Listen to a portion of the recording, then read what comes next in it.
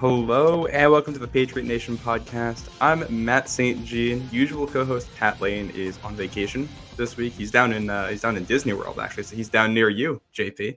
And I'm joined by our special guest JP Acosta from SB Nation today. How you doing, JP? I'm doing great. We were just talking before we started. I'm ready for football season to get here. We've seen far too many rankings, far too many lists. I'm ready for some real ball to be played. I need it. And I need some training camp videos. I need to overreact to a third string wide receiver making a catch in the back of the end zone against third stringers. I need that. We're so close to that season. I cannot wait to push narratives based on shoulder pads and shorts. Oh yeah. You're going to be seeing, hey, we're probably going to get some Tyquan Thornton shirt and shorts ones, and then they're going to put the full pads on, and those narratives are going to go away for the third year in a row. That seems a lot. That already happened during OTAs for the Patriots. But yeah, it'd be like that. It'd be like it really is. It really is. Just a reminder: the show is presented by Prize Picks and Game Time. You use code CLNS at either place for a discount. We're going to be talking today about the Patriots' schedule. We go through their opponents, talk about what we think of each one this season. Big questions for each one of these teams. Before we get into that, we were just kind of looking over the schedule a little bit beforehand. Do you have any thoughts, big picture, on this schedule for New England? They got a rough back half. They got a pretty rough back half of the schedule, starting in I would even say going into November, when you go to Tennessee, you're in Chicago, then a home game against the Rams, you're in Miami, and then the Colts before the bye. That's a rough November and early December part of the schedule. But if they can get off to a fast start, which this team's going to be really young. This team is going to be a new era. This is going to be something that it might take a little while. It's going to look a little rough early, but they close off the schedule after the bye week. You have a really big opportunity to end the season on a high note, get a lot of development, and kind of go into 2025 thinking, hey, we can put something together if we add a few more pieces. Yeah, I think that game against the Cardinals too at the end of the season is a big, two teams that are trying to trend in the right direction. Could be a good barometer for each of them. But let's start with week one. Let's hit it off right at the top. Patriots start the season in Cincinnati, which this is one of their last place matchups. They're playing the last place Cincinnati Bengals in week one. I'll let you start here, JP. What's your biggest question around the Bengals heading into this season? What is the offense going to look like? And the reason I ask is because it seems like the Bengals this offseason have been building an offense that's going to be a bit more physical, a bit more ground and pound. They're going to get Joe Burrow under center. If you remember, before Joe Burrow got hurt and missed the rest of the season, they were getting into more under center play action stuff, which really opened up the entire offense. If you remember the Bengals game against the 49ers, they play action the Niners to death en route to, I think, a 37-point. They put up 37 points against the Niners, which against the Niners defense is saying a lot. So I wonder on the road, they put up a whole bunch of points. I wonder if this is going to be what the Bengals offense matures to, and if Joe Burrow is willing to work in that area, because Joe Burrow loves shotgun. He is going to call the shots there, but is he going to allow himself to get helped by this offense? You think about the guys they brought in on the offensive line. They retained Orlando Brown Jr. They got rid of Jonah Williams and replaced him with Trent Brown and then drafted Demarius Mims. That is the collection of the three biggest offensive tackles I have ever seen in my life. So this trends to a more physical downhill run game. I think having Zach Moss in the backfield will really help and be a nice compliment to Chase Brown. And you just think, if they can get this play action passing game going, they can continue to be near the top of the AFC. The defense needs that secondary to grow. They need them to grow up, because they were really young last year and weren't very good last year. But now with more experience under their belt, they need to improve a lot, because a lot is running on that secondary in order to help them succeed. Yeah. With Burrow, you're talking about, the play action stuff, meshing the run game with the pass game has kind of been the biggest offensive issue the Bengals have faced in the Joe Burrow era. Finding ways to address that'll be big. I'm looking at just the health of Joe Burrow here too, especially with this being a week 1 game. Through that lens, this is a guy who has struggled at the starts of seasons at points. He did last year with the calf injury during camp. He had some concerning quotes earlier this offseason about the health of his wrist, talking about, how few people have this injury and talking about trying to make sure he's healthy for the season, but also healthy for the long road. And, uh, at this point in June, we don't really know exactly where he is in the recovery, how much he's going to be able to practice, how ready he's going to be at the start of the season. And I think some of the issues you talked about are going to sort themselves out during the season. I think by the end of the year, Joe Burrow will probably be full strength, but how long does it take him to get up to that point? I'm glad you also mentioned the defense too, because I think the offense draws the headlines with this team, but the defense was not as good as they were hoping last year. It felt like, how when you have a college defense that graduates a couple key players and they try to replace them with, that nice recruiting class they had, and then those guys are, they're all right. Like that's what the Bengals were defensively last year. Yeah, I think they tried to let the young guys go kind of trial by fire, but it didn't necessarily work because they ended up getting burned a lot. So now the question is, can those young guys in the secondary step up? Will they be able to, now that Chidobe Awuzie is not in the secondary anymore? What's the rotation going to look like? With DJ Turner, Daxton Hill, both kind of, Daxton Hill especially being kind of a tweener, or he plays nickel, but sometimes he plays safety, but sometimes he plays corner. It's cool to have the chess pieces, but where is your calling card? Where are you going to have him play? Because you spent the top pick on him. So I wonder how the secondary kind of shakes out, because they retained almost everybody. Losing DJ Reader is a big hole, obviously, to fill. But you look at what they did in free agency trying to replace him. You bring back both linebackers. The defense has potential to once again be good, but it relies on that secondary being much better. And they need Dax Hill to kind of turn into their Devin McCourty to a degree. I think they're very similar. They were very similar as prospects coming out in a lot of ways. And they need him to be that chess piece in the middle of their defense in the back end to make things work. So we'll see what they can turn into. After the Patriots start the season in Cincinnati, their next game, they come home and they play Seattle. And this is a team I think that there's going to be a lot of questions about. We talk about what the defense is going to look like. That's something that absolutely applies to Seattle. They've got Mike McDonald there as their new head coach, bringing that defense from the AFC North. They have a whole new offense that's coming in from the offensive coordinator's name I'm blanking on, but from Washington. Ryan Grubb. Yeah. So lots of moving pieces here. I think there's a lot of questions you can have about this team. My first one is, how does this defense look year 1? Are the players actually on the same page? Because it is complicated and it can take a while for everybody to actually be able to put this great defense into practice. Yeah, and the biggest question I have for this defense is, who's going to step up at linebacker? Because you think about what Mike McDonald has had in his entire coaching career, especially in Baltimore, he has had a phenomenal linebacker, has gotten phenomenal linebacker play out of Roquan Smith and Patrick Queen. You have in Seattle Tyrell Dodson, who I think people are a lot higher on. I'm not there yet. Jerome Baker is fine when he's healthy, but then after that, you get into rookie Tyrese Knight and Drake Thomas. Good luck with those guys. The depth on this team isn't very good right now at the second level. And then I think in the secondary, figuring out who's going to play where, I think they're going to turn Devin Witherspoon into their Kyle Hamilton. Yeah. I think it's going to be really fun. Devin Witherspoon is a hellraiser on defense. I think he's such a cool player. And great fit in that like Mike McDonald scheme. He's going to be a monster in that defense. Yeah. But another question that I have for them is Tariq Woolen, is Reek Woolen going to step up? Is he going to play a lot better? He had a really rough season last year, to the point where he was almost getting out-snapped by the other guys at corner. And now you bring in guys like DJ James, who's going to fight for starting snaps in that defense. He's a really solid corner. What is going to happen on the outside with that rotation? Because you need those guys to play well, especially in the NFC West. I would not be surprised if we see a whole bunch of guys rotate in at outside corner, knowing that they have Witherspoon and nickel to kind of be the solid like lock. Yeah.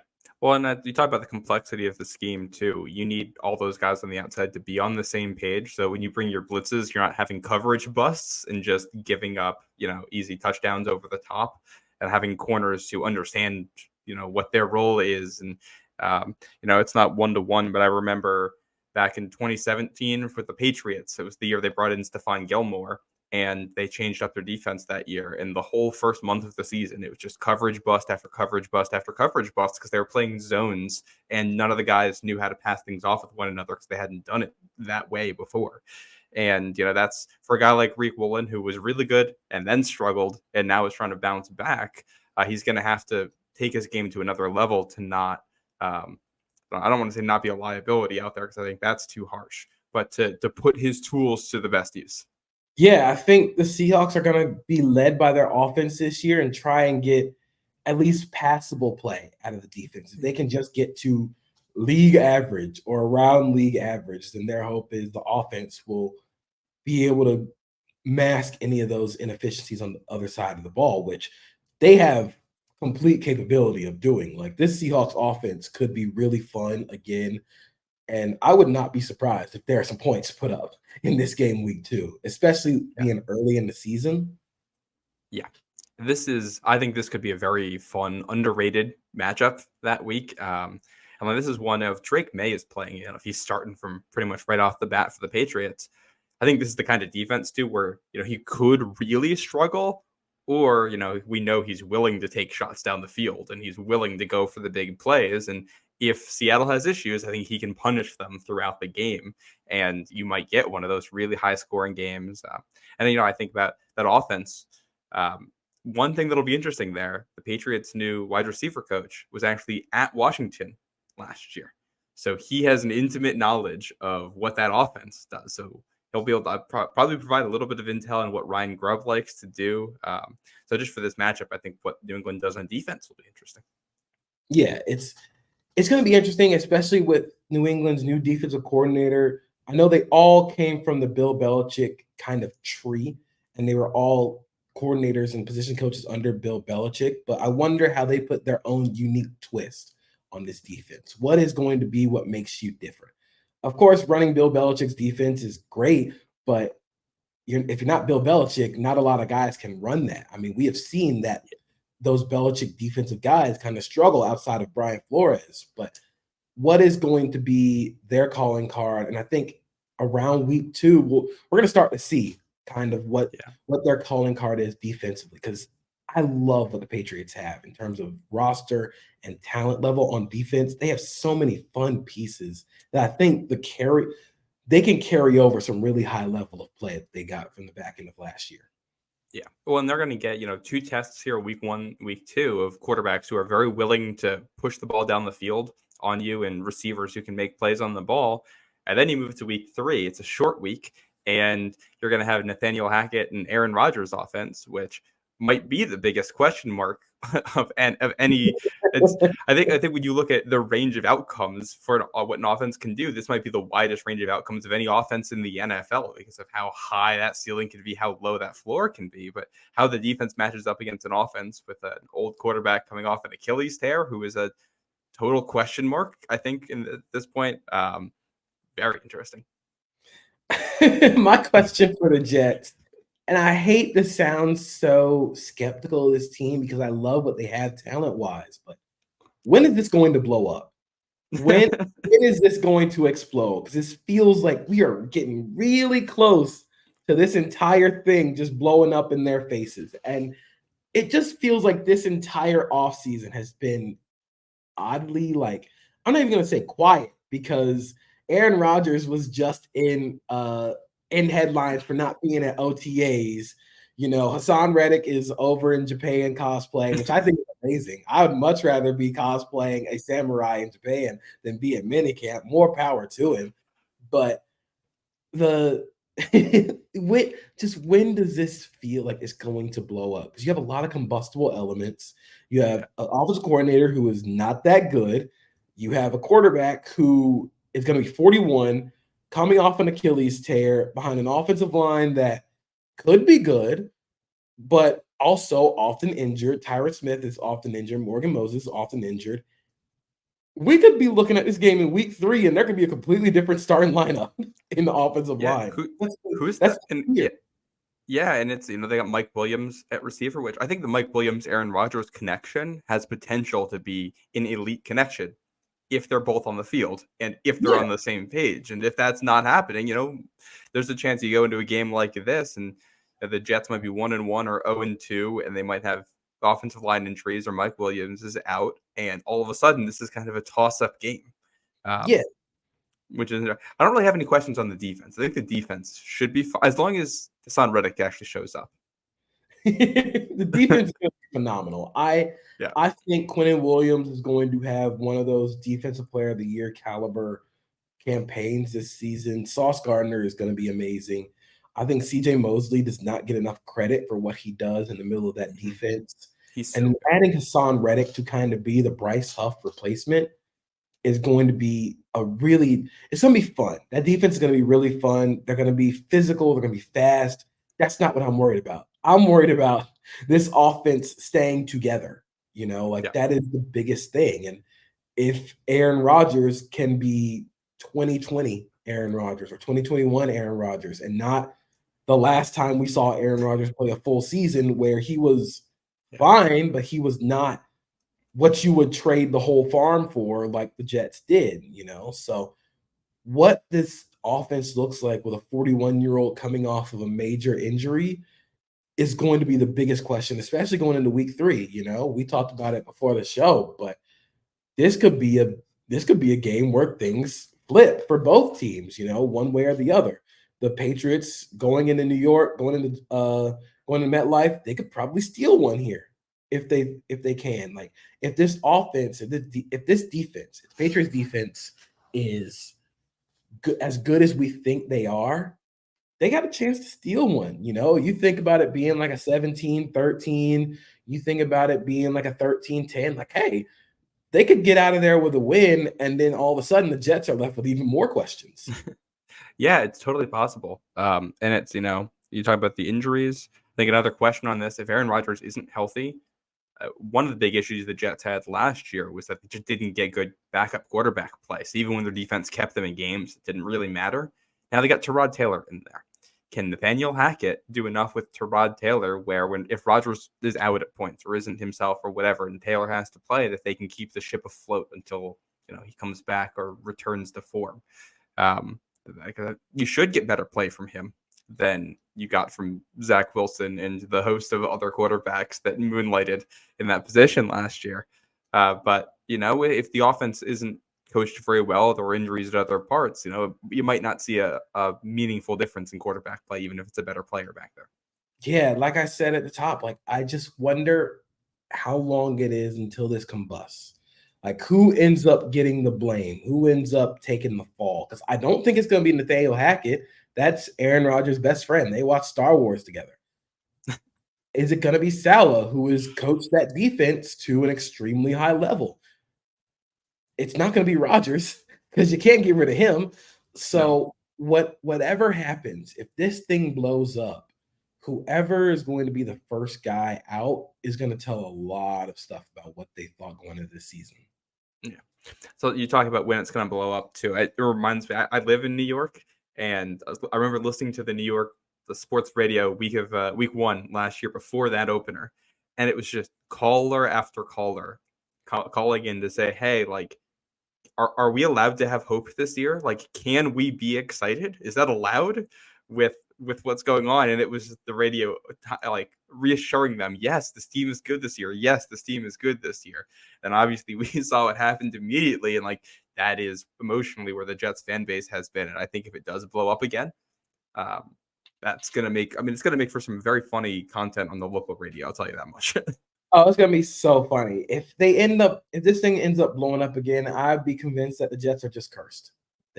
They're not allowed to have a good team because this should be it. Like, this should be the team. But the health of this team is going to be called into question a lot.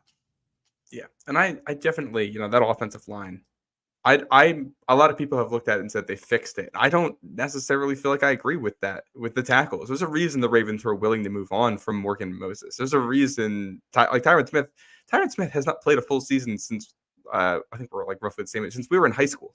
That's the last time he played a full season. I think they fixed it for this year, maybe, because that's what the Jets are built for. They are built for this year. The 41-year-old quarterback, you are built to go try and win the whole thing now. I get that they drafted Olu Fashanu, and I think he is probably going to end up playing at some point this season because they're just going to get hurt. But this is not a team that is built offensively, at least. They're not built for the long run per se. But you got to go do it now. But I don't know if they have the coordinator to do it now, Yeah, that is they're all in, but with some questionable pieces. And, that'll be a dramatic storyline to follow. After the Patriots play in New York, they they take a trip out west. What was that? Oh boy. Yeah, they're heading to San Francisco for their next one. You know what the most interesting storyline of this one might be, JP? I believe this game should be on Fox. We might get Tom Brady calling a Patriots game for the first time in, his home city there, his old favorite team, the 49ers, because it's going to be a tough matchup. The only real question I have about San Francisco is, what does the defense look like? They brought Nick Sorensen, promoted him. He's going to be a first-time play caller for a defense that they clearly felt internally was the reason why they lost that Super Bowl last year. Yeah, I think the defense being called by Nick Sorensen, but also with a hand by Brandon Staley, it's going to be really weird. I think Brandon Staley is kind of a different philosophical play caller than what Nick Sorensen is. So I think he's just here to kind of be like, hey, man, you shouldn't do that. He's like the assistant to the regional manager. He doesn't call the plays, but he kind of advises Sorensen on what to do and what not to do. I think my biggest question for the 49ers is, have they fixed the right side of that offensive line? I think that was also a very underrated point in that Super Bowl, was the Chiefs' defense whooped the Niners' ass up front.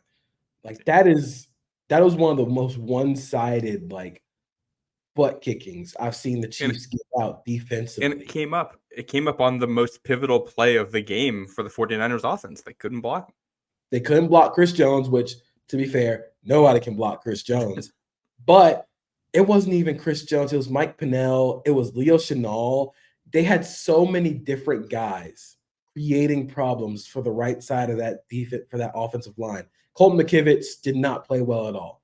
They drafted Dom Puney, who I think is going to swing between center and guard, maybe play some tackle. But what is that right side of the offensive line going to look like? And can they do enough to make it so that that's not the liability in another, what is bound to be maybe the last time we see this group of guys together? And I think that's also another question is it still going to be this group of guys? I don't see the 49ers trading anyone before the season.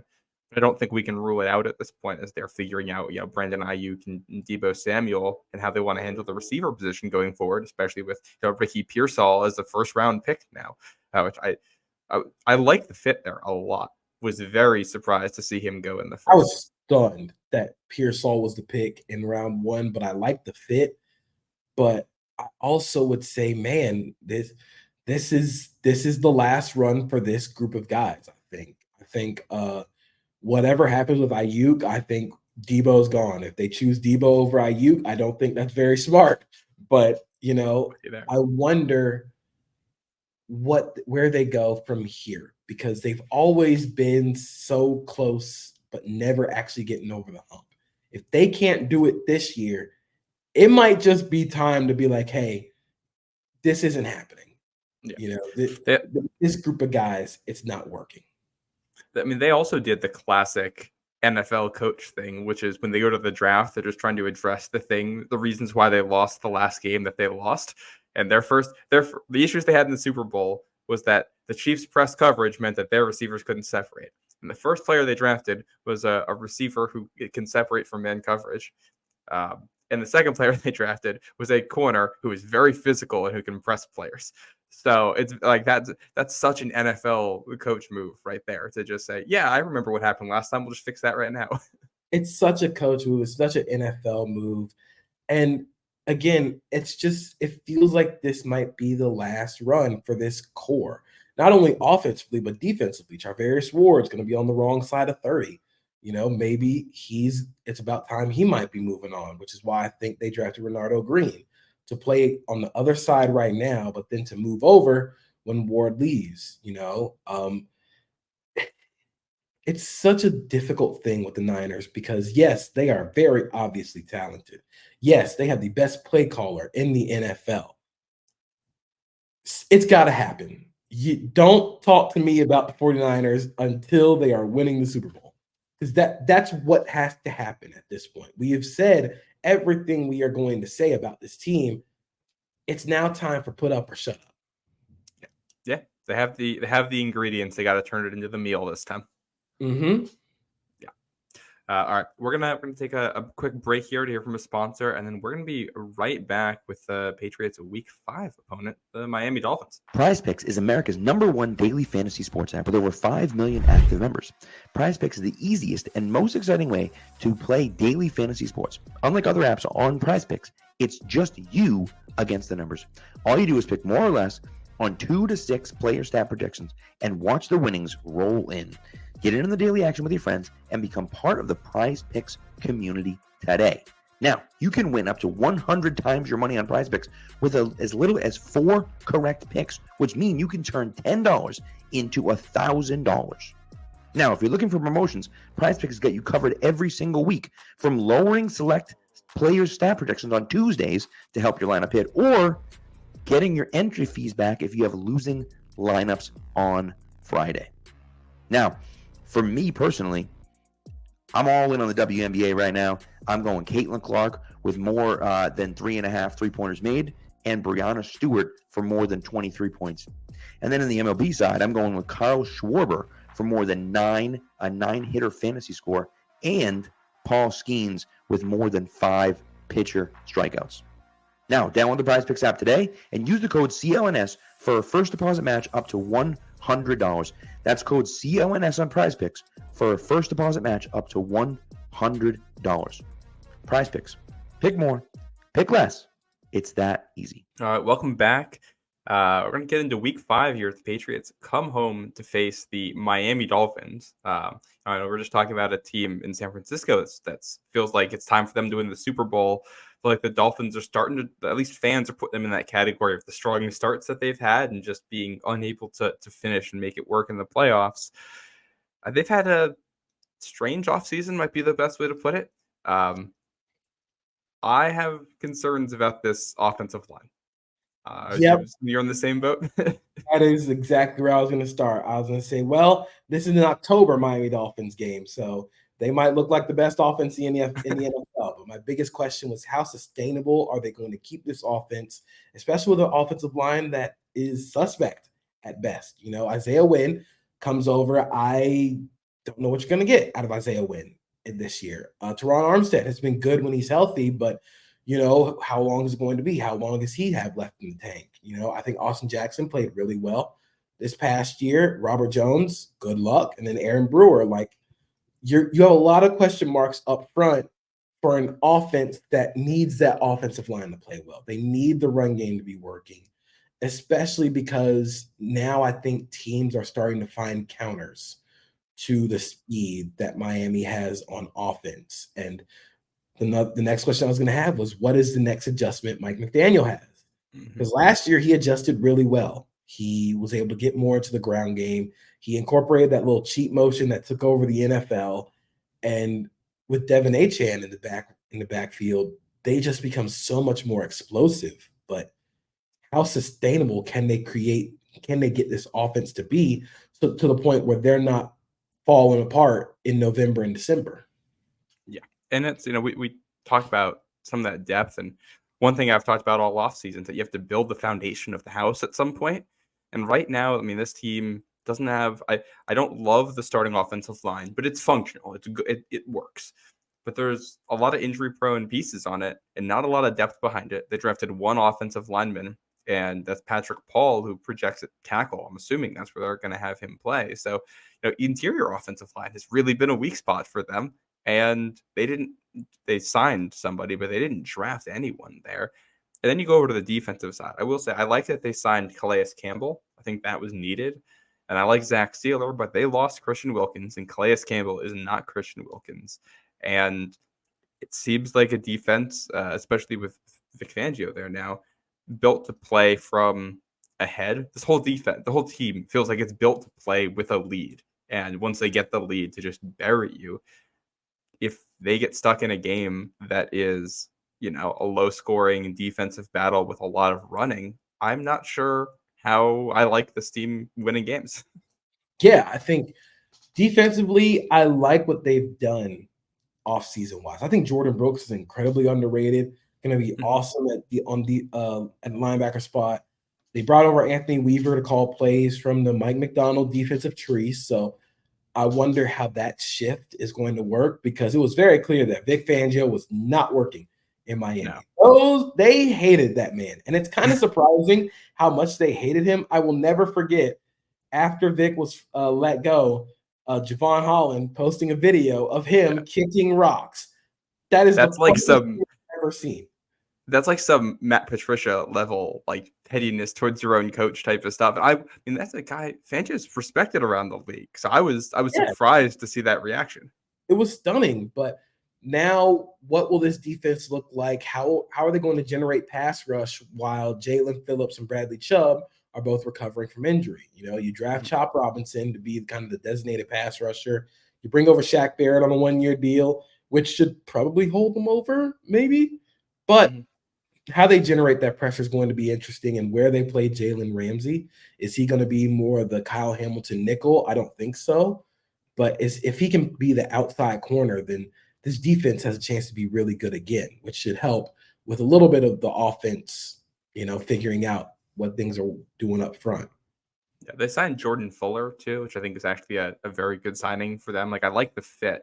Just defensively, my only concern is kind of in the middle. Sealer is really good there, but you lose Wilkins. And I think Campbell and Sealer can probably hold up against the run, especially now that they've improved that linebacker core. But I don't know. I think especially early in the season, I think that helps. Would be good, but with this team later in the season. Yeah, I want to see the Dolphins in November. I think the Dolphins are going to look fun in September, October. When it gets cold, call me.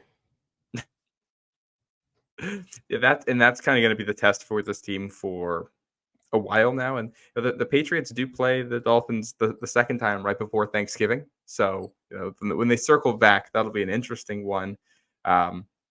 But yeah, after the Patriots play the Dolphins, their next game is against the Texans, which, this is a favorite team of many right now with the way they've developed under CJ Stroud.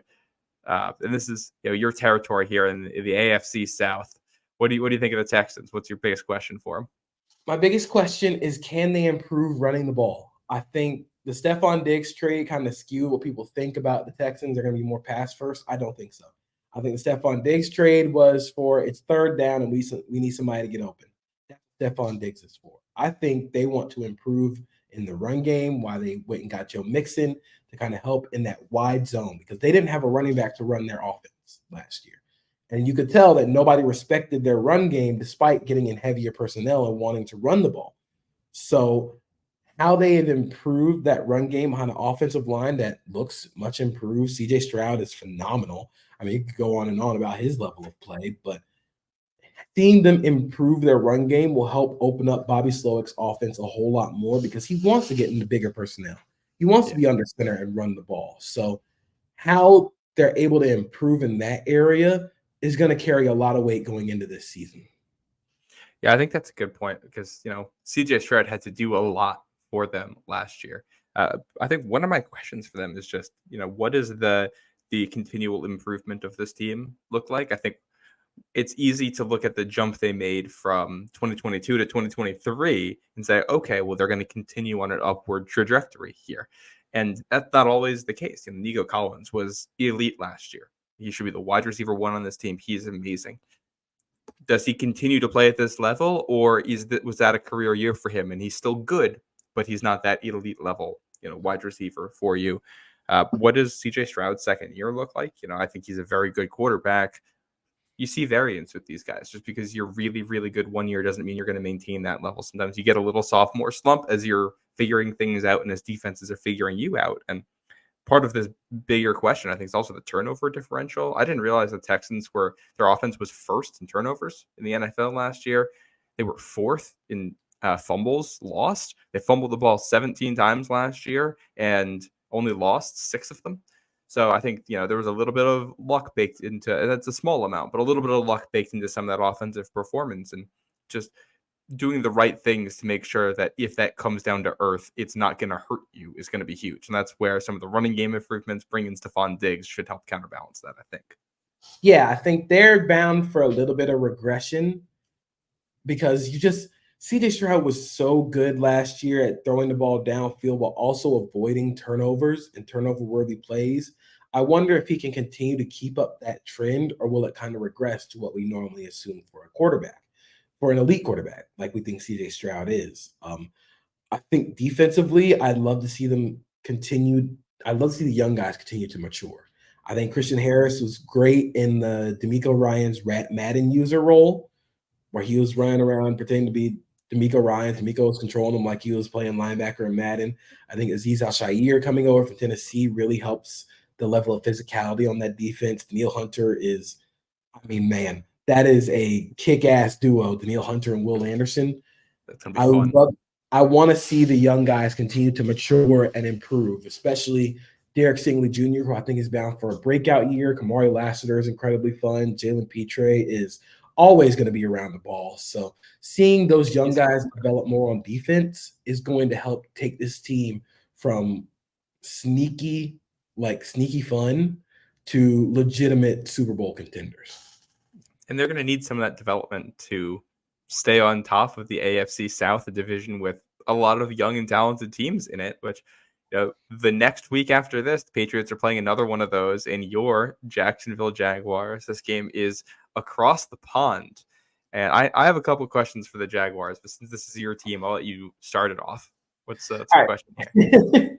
So my first question is the offensive line any improved, especially at left tackle? Cam Robinson is one of the team leaders, brings a level of physicality. He brings a mean streak to the team that they don't really have. They're more of a finesse running team, and Cam Robinson adds a little bit of that violence, but he was not good as a run blocker. He was not good as a pass blocker. Walker Little was not great as a pass blocker. So I wonder how the offensive line improves with another year under their belt and another year of faith, knowing that they're not the ones who are going to be losing their job because Mitch Morse came over at center to replace Luke Fortner. How much is that going to raise the floor of the offense? And are the additions of Brian Thomas Jr. and Gabe Davis going to help the offense get more explosive? My problem with the Jaguars offense last year was they could not get explosive plays. Everybody won in the same 6 to 10 yard range, and it made the offense congested, constipated. Nothing was working. Now you have guys who might not be the best route runners. Gabe Davis might not have the best hands, but he's going to be good for 2 to 3 big plays a week because of the ability to stretch the field vertically. Brian Thomas Jr. can be a legitimate star receiver, but right now he's probably going to be asked to run slot fades, fade routes, and curls. And that's all that matters. That's what the Jaguars offense needs on the outside. So can that offense be more explosive is my major big question. Well, I think you had last year 3 receivers that were basically Z or slot type guys, and a tight end who's like a move slot tight end. So you almost have all 4 of your receiving options are best in the same areas of the field, which is how you get an offense that's that congested. I think the overall ability of this wide receiver core is probably worse than the group last year, but I think the puzzle pieces fit together better. And does that translate into a better offense? Does putting Christian Kirk do a role that should be better for him with more space on the field mean you're going to unlock more with him? I think you're still going to have some of those drops with Gabe Davis out there, but I feel like this is an offense that Gabe Davis he's inconsistent, but you get high end games too. So you'll probably have a week in there where Gabe Davis is going to have 170 yards and 2 touchdowns because 2 of those vertical routes connect for 50-yard scores. Yeah, and I think this offseason was a lot of faith put in Christian Kirk being their number 1 receiver. Christian Kirk and Trevor Lawrence immediately had a great connection. Christian Kirk is his most trusted receiver. That's when they draw up the offense for in the passing game. So having him being back healthy without anybody kind of occupying the same space as him should probably really help the offense move, be a little bit more functional. And again, the offensive line has got to be better. I think last year you run into a lot of problems if you can't block. You can't call a lot of things if you can't block. The Jaguars would have loved to be more explosive last year. But on top of not having anybody else to be more explosive downfield, they couldn't block. And you can't throw the ball downfield if you don't have time. So I think the offensive line is a big question mark going into this year, as is the receiver core, while not being as good top to bottom or not being as talented as the one they had last year, is a bit more complimentary. Yeah. And I think you look at this whole Jaguars roster too, and I don't think there's a lot of spots on the depth chart where you feel like awful about it. There's not a lot of like glaring holes. There's also not necessarily a ton of positions where you look at it and say, man, this is a real area of strength.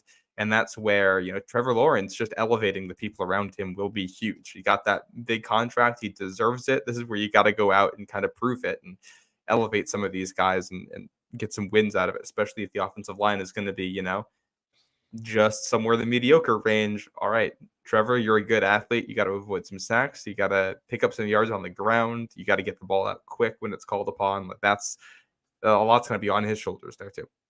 Yeah, I think this year is going to speak a lot about Trevor Lawrence and what I think Trevor Lawrence is, which is a very good quarterback who has always elevated the talent around him, but he could only do so much. You can only ask your quarterback to elevate so much, because then the margin for error gets so razor thin that one slightly off target pass turns into an interception. The whole thing shuts down.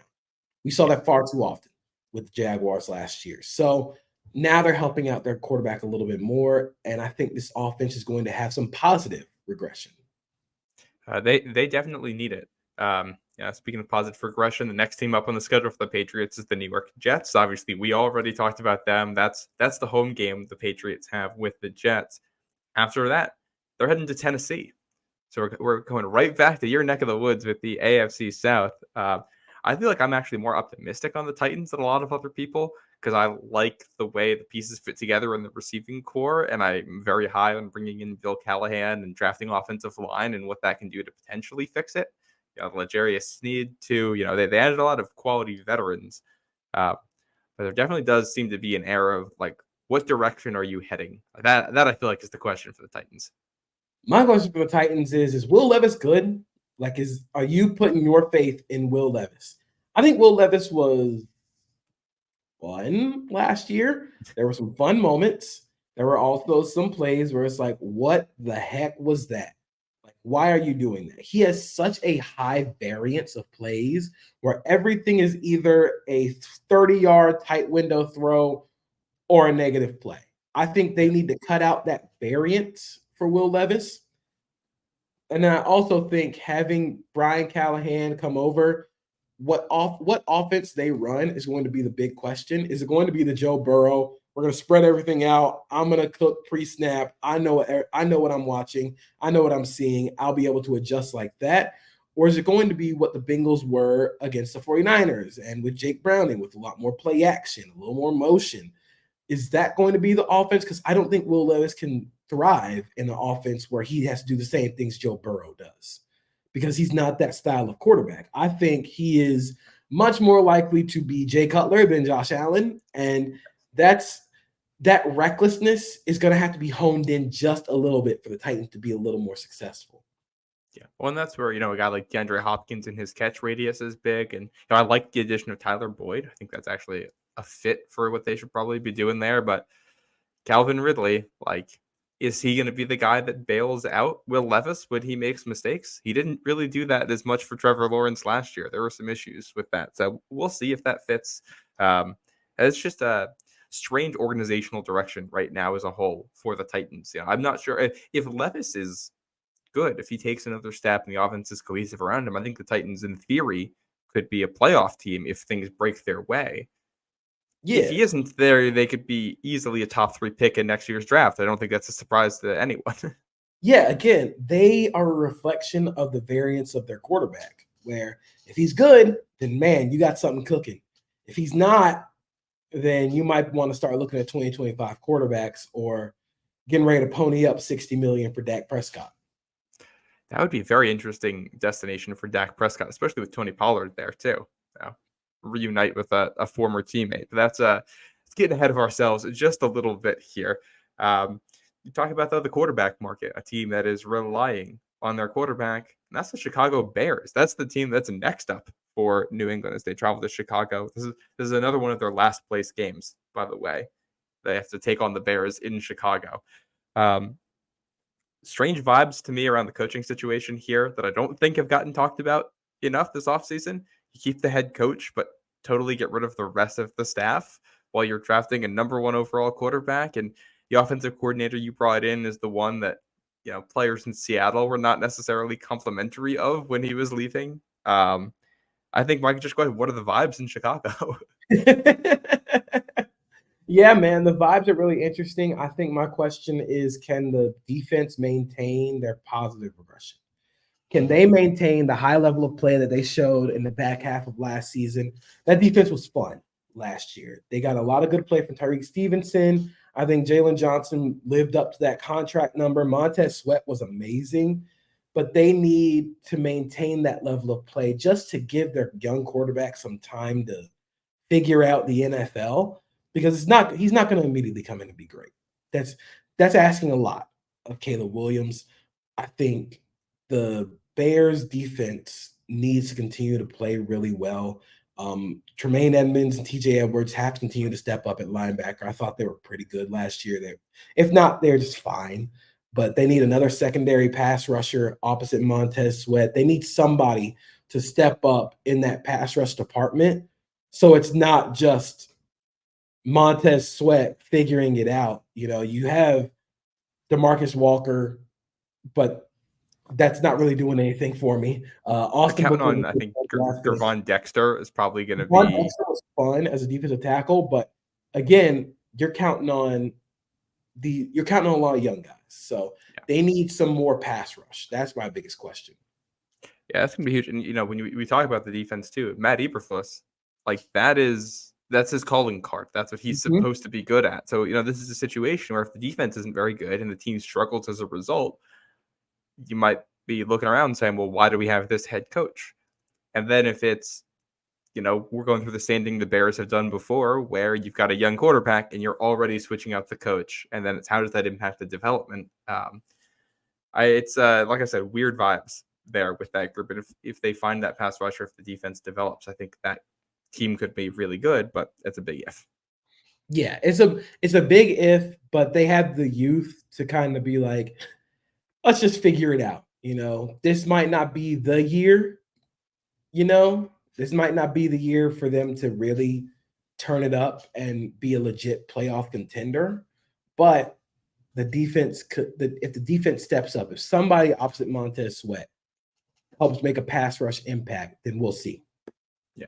All right, we're going to do one more quick ad break, and then we'll be back with the last couple games of the season for the Patriots as they head into the end of the 2024 season. All right, now the basketball season is officially over and the Celtics have hung banner 18. It's time to shift our focus to the Red Sox. And Game Time is an authorized ticket marketplace of Major League Baseball, which makes getting tickets faster and easier. Prices on the Game Time app actually go down the closer it gets to first pitch. With killer last-minute deals, all-in prices, view from your seat, and the lowest price guaranteed, Game Time takes the guesswork out of buying MLB tickets. Now, for me, I'm actually going to see the Red Sox later on this month. Can't wait to go, and it's going to be a lot of fun. What is better than sitting in the stands at Fenway with a dog and a beer watching the Red Sox play? Fantastic. Great way to spend a summer night. Now, on Game Time, you have last-minute deals. You can save up to 60% off buying last minute for sports, even concerts or comedy or theater or anything else that you go to. You can actually save with zone deals as well, so you can choose the section and let Game Time choose the seat for you. And then they also have all-in pricing, and this is great because all-in pricing shows a total upfront with none of those hidden fees that you have when you get to checkout. So take the guesswork out of buying MLB tickets with Game Time. Download the Game Time app, create an account, and use the code CLNS to get $20 off your first purchase. Terms apply. Again, download the Game Time app, create an account, and redeem the code CLNS for $20 off. Download Game Time today. Last-minute tickets, lowest price, guaranteed. All right, and we're back with Week 11. We're into mid-November in the schedule now. The Patriots host the LA Rams, a playoff team a year ago, now down Aaron Donald. I think there's questions on both sides of the ball for this team. Which side of the ball do you think you want to start on here? I'm going to start on the defensive side of the ball. You're probably noticing a trend here. My biggest question for the Rams is somebody has to step up in coverage. Who's it going to be? Right now, not even just in coverage, the back seven, the second and third levels of the defense. So let me read off who's starting opposite Ernest Jones inside at linebacker. Christian Roseboom, Troy Reeder, Ola Fadukasi, and Elias Neal or Jacob Hummel. I don't know who any of those people are.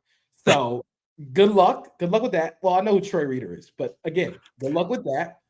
Fatu Kasi was he was in New England last year for camp and didn't make the team. Yep, that's rough. That is really rough. Adding Darius Williams back is going to really help that defense, especially because he has familiarity with that defense. So he'll help some of the young guys there. But man, that linebacker room is brutal. They're going to need that secondary and back seven to really help raise the level of play because you don't have the Aaron Donald force multiplier anymore. No. And they're going to be relying a lot on the Jared versus Braden Fisk duo to generate a pass rush. I mean, this is a defense that wasn't great last year. I don't like they struggled a little bit at points even with Donald out there, and you lose that ability up front, putting a lot of pressure on those two young guys. But I kind of go over to the offensive side of the ball here, and it's what are you getting from some of your often injured older veterans?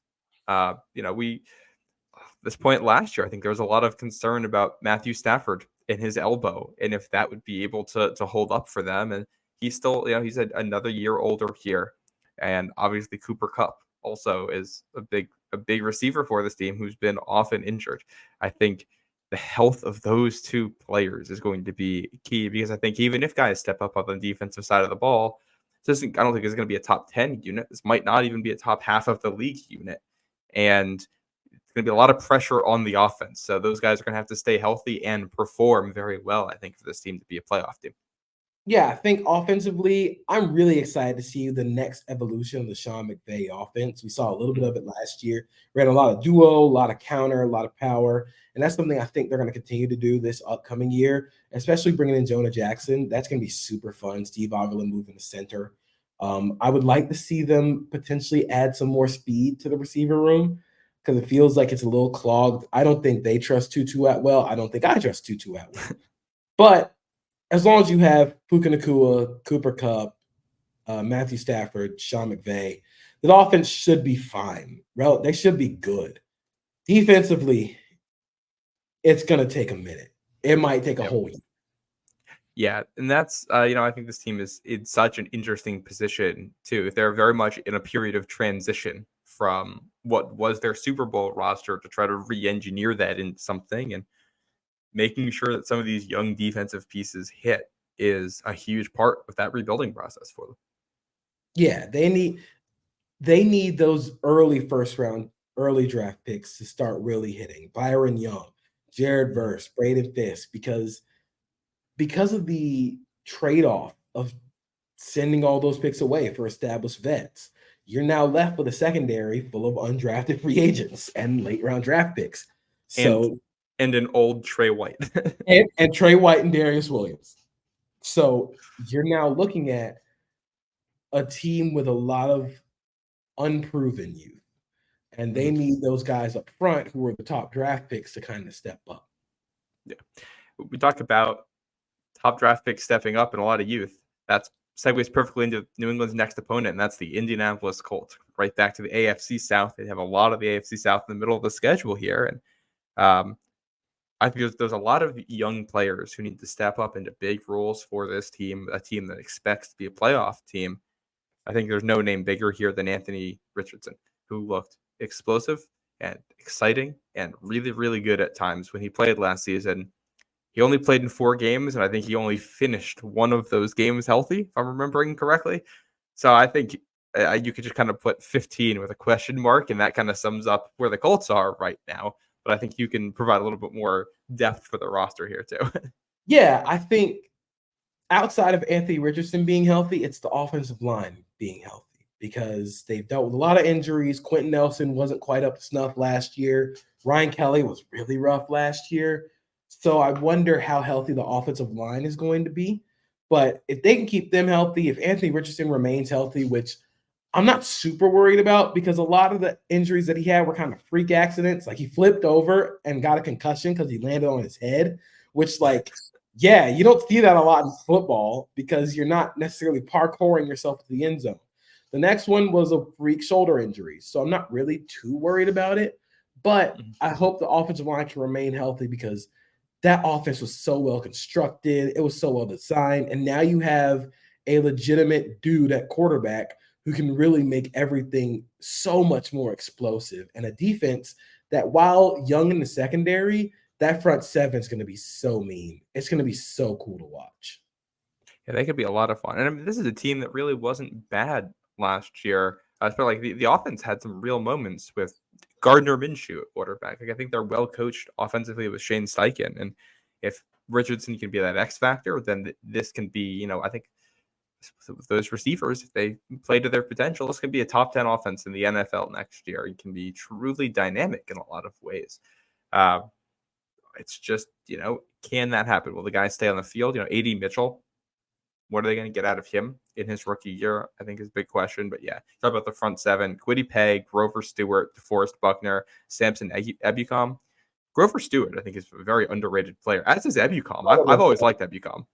Love Ebukam. DeForest Buckner, with as good as defensive line, especially defensive tackle play, has gotten in this era of the NFL, DeForest Buckner has gotten underrated. He is a phenomenal player. Phenomenal against the run and the pass.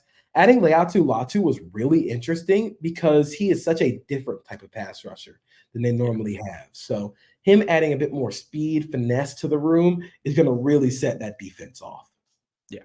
I do have questions about the depth in the secondary, but I think if the front seven, or especially the front four, can be as good as that they hope they can be, I think that'll mask some of your issues on the back end. It's awesome if you can have an elite pass rush and elite coverage. It's hard to do that, but if you can be, really good at one, it makes being good at the other a lot easier to figure out. And some of those, Kwity Paye was a first round pick, Leatu Latu a first round pick. If you can get that pass rush production out of those two guys, that'll go a long way towards making this defense a good unit. Yeah, they have the potential to be a really good unit. I just hope that everybody stays healthy and some of the young guys in the secondary start to play a little better, like Juju Brents.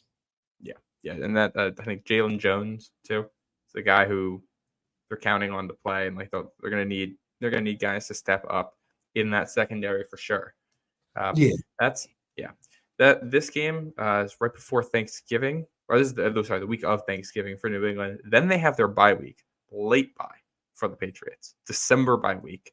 And they come out of it with a trip out west to play the Arizona Cardinals, second year with Jonathan Gannon out there. Defense that was very bad last year, especially against the run. And I think that is where the focus is probably going to be with this group is, are they able to stop the run in any capacity this year?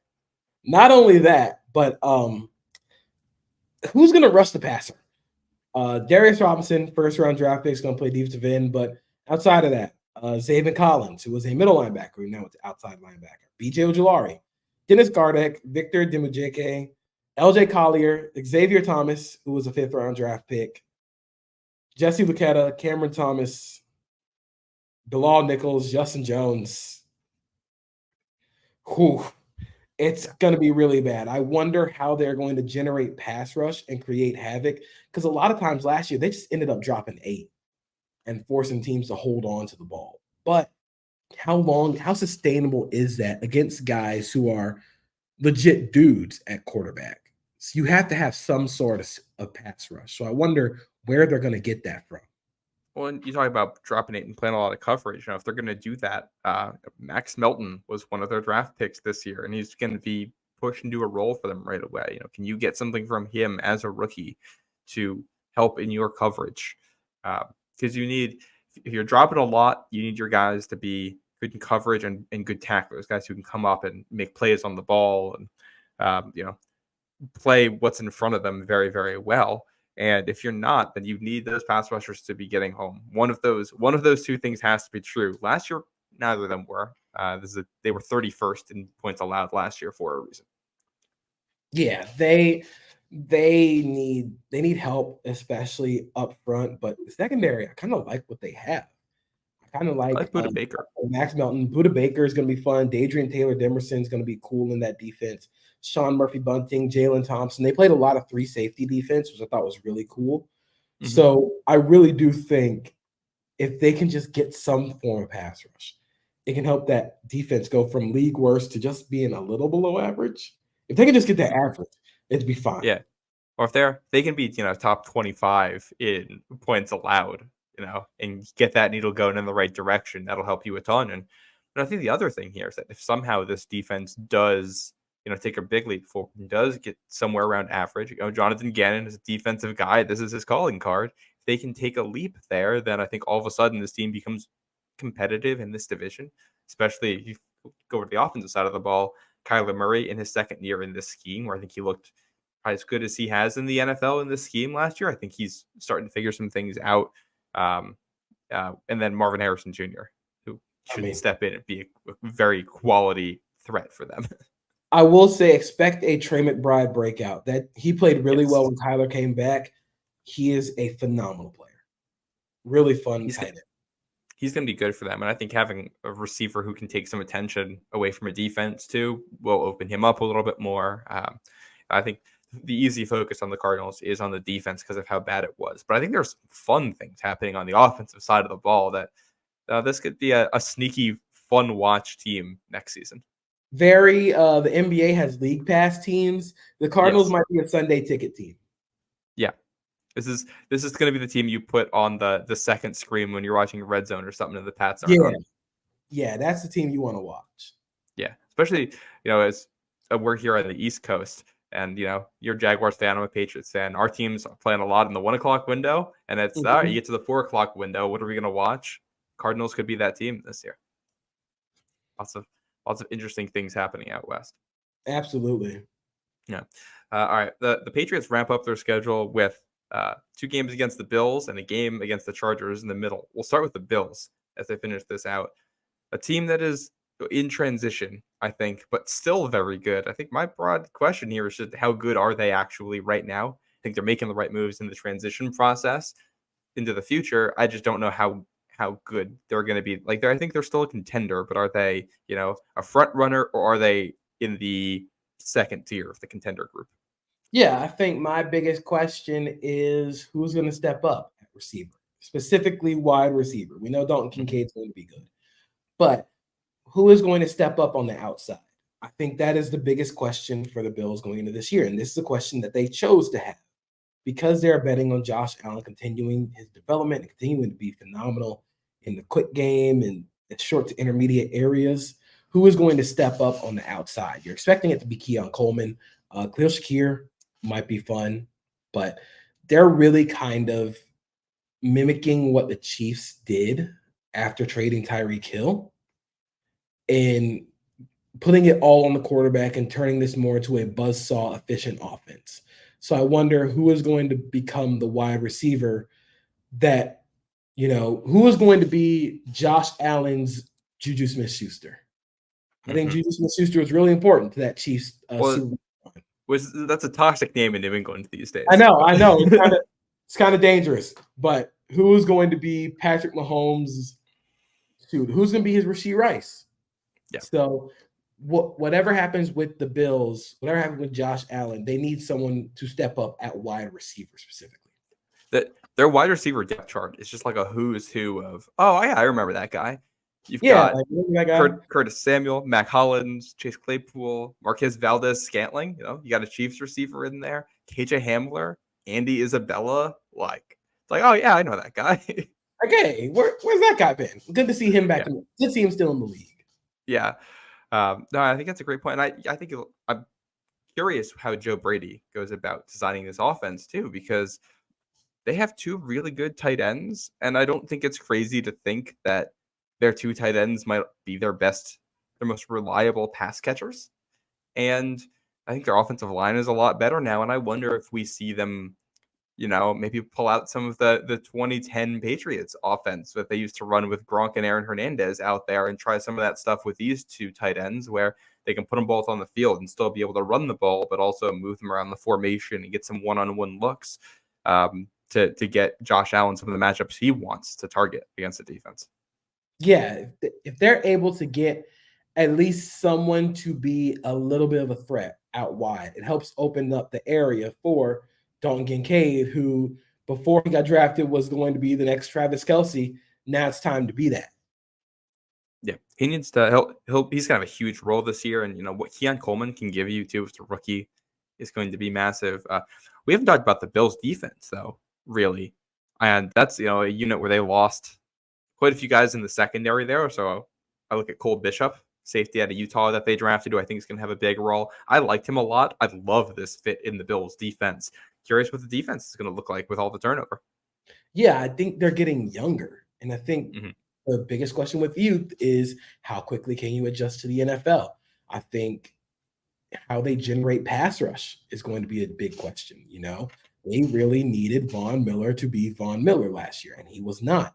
Can you get that level of play from a player who is in his mid-30s? That's another big question, But the youth will also be offset by having those established players, like having a Matt Milano playing, so having a Taron Johnson in your secondary. Having those established guys will help out a lot, but they need Von Miller to get back to being Von Miller. Or, you need Greg Rousseau, AJ Epinesa, who I don't think either is a bad player, but you'd love for one of those guys to break out. A bunch of very good second pass rushers, very good secondary pass rushers. They need a primary dude. Yeah, and it's tough because it's the defense is a whole lot of good but not great. I feel pretty comfortable with basically all of these players, but they're going to be counting on Rasul Douglas probably to play big minutes for them, and Christian Benford. He's going to play a lot of snaps for them. They're not bad players, but those aren't necessarily the guys you're expecting to build a championship defense around. Yeah, they're fine. They're fine, but is being fine going to be good enough?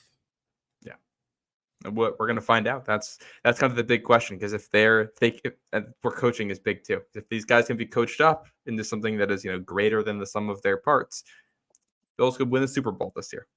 But if it is just the names that we're seeing on the paper and they play like this is probably 10-11 win team that it's somewhere divisional round championship game level in the playoffs. Yeah, I think if they kind of falter, then we're looking at a team that could be a one and done in the playoffs. They might not even make the playoffs, with the other teams in the division. But I'm not going to bet against Josh Allen. No, when you have that quarterback, especially with the questions around the other quarterback situations in the division, like Josh Allen's the best quarterback in the division. And I think for that reason alone, I think the Bills should be the favorites to win it, even with a lot of the other stuff. But it's not a sure thing. No, this isn't like when the Pats had Tom Brady and were running the AFC East. It's a lot more open. Although this Bills team does feel a little bit more like, the 05, 06 level Patriots, especially the 06 Patriots, who were very much in transition on offense. Yeah, this feels like the Bills trying to recreate what the Chiefs have done. Yeah. And that's life in the NFL. You build a team that's championship caliber, and eventually you can't afford to keep everybody, and you got to find a way to spin off the right players and find ways to replace them. That's the whole name of the game here.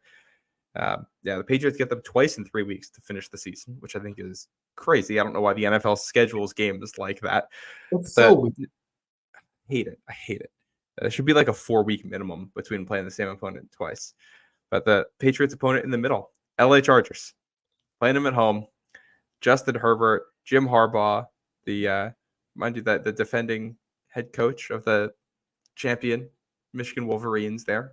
Just got to throw that in there. Big changes for LA. What do you think of this team right now? My biggest question is, can Joe Alt play right tackle?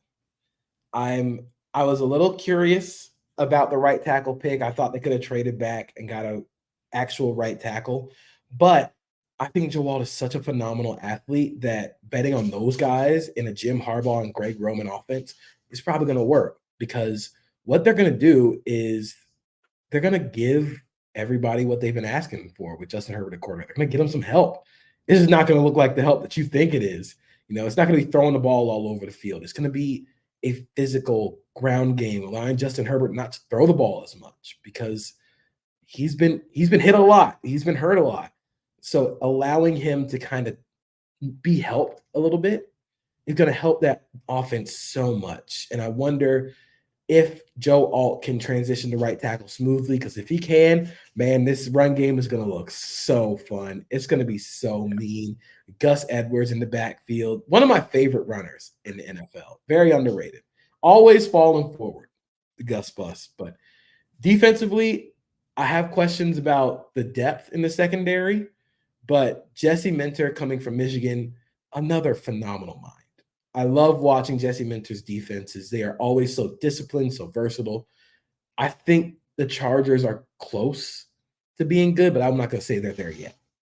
Well, I think the culture of this team is going to be huge, because I think the rosters the last couple of seasons, there was a general feeling that there was meat left on the bone with the talent that was out there. And some of that talent's still in the building, especially with the culture Jim Harbaugh is going to bring. This is a huge culture shift for the Chargers.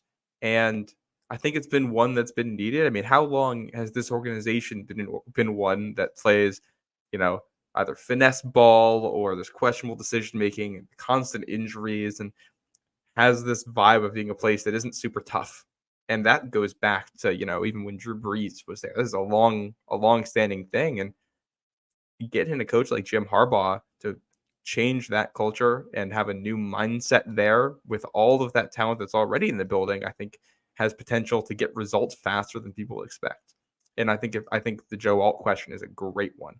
If the offensive line actually looks good this season with a new coach and a new style and a new attitude, I think that also unlocks Justin Herbert, because I think this is a team where the run really could set up the pass. And if you can get Justin Herbert in a ton of play action looks with less of a pass rush, where his receiver core that isn't great gets to work with a little bit more space down the field, I think you can hit some big shot plays. I wouldn't be shocked if they're able to run, play action, hit you over the top with something, and surprise some teams with that. So yeah, that's what I'm looking to see is what does Greg Roman do too? That's another big question here. The Greg Roman experience should be fun, because it's going to be a different quarterback than what we assume Greg Roman quarterback to be. But we have to remember, when he was at Stanford with Jim Harbaugh, he coached Andrew Luck. So it's not too far away, but it is also over a decade since he coached Andrew Luck. Yeah, because I definitely think there's a chance where it also just doesn't work. Like they're establishing the new culture and a new mindset, but if the talent isn't good enough and the coaching is a little bit outdated with the style of quarterback, you also may see something that just totally is stale and can't get off the ground in year one. And I think if that's what happens, you're gonna have a lot of, I don't know if there's a lot of Chargers fans, but the Chargers fans that are out there are going to be very frustrated. Yeah, it's gonna look rough if Greg Roman is not what we think Greg Roman is. Yeah. And that's a coordinator hire that I feel like pretty much always has an expiration date on it. Everywhere he's been, it kind of feels like after a couple of years they need to reset. And I think I have some questions about. I understand why he's the hire, but I have some questions about why that's the guy you're going with in this circumstance. Exactly. I have some questions about that guy, but I think they've worked well together before. And I think Jim Harbaugh is really good at coaching offenses. So it'll be a mixture of both.